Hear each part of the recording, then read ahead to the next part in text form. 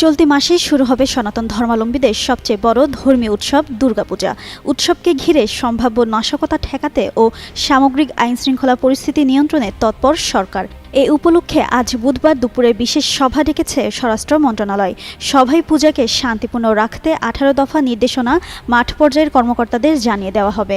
মন্ত্রণালয় সূত্রে জানা গেছে, নির্দেশনার মধ্যে সবচেয়ে গুরুত্ব পাচ্ছে পূজা মণ্ডপে পুলিশ, র্যাব, আনসার ও ভিডিপির টহল জোরদার করা, প্রতিটি মণ্ডপে সিসি ক্যামেরা ও স্বেচ্ছাসেবক মোতায়েন, গুজব রোধে সামাজিক যোগাযোগ মাধ্যমে নজরদারি এবং প্রতিমা বিসর্জনের সময় বিশেষ নিরাপত্তার ব্যবস্থা।